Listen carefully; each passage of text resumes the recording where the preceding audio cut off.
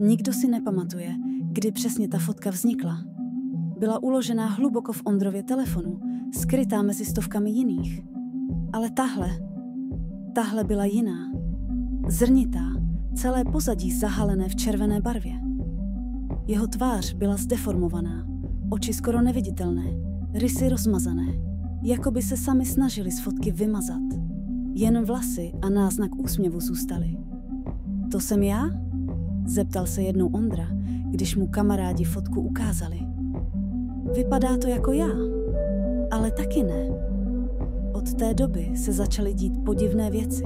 Na všech dalších fotkách, které si Ondra udělal, byla ta samá chyba. I když stál uprostřed slunce, jeho obličej se vždy zbarvil do rudé a ztratil tvar. Nešlo to opravit. Nešlo to odstranit. Jako by ho něco sledovalo skrz ten červený šum.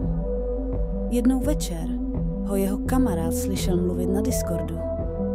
Ale sám Ondra tvrdil, že tam nebyl. Měl si hlas jako ty, řekl kamarád. Ale mluvil si jako někdo jiný.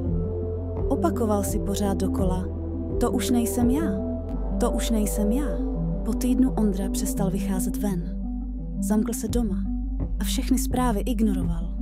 Poslední věc, co o něm kdo slyšel, bylo krátké audio poslané ve 2 ráno. Ono si mě vzalo.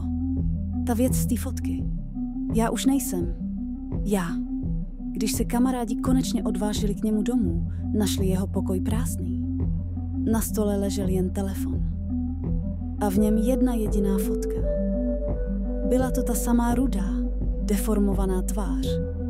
Ale tentokrát se usmívala. Široce.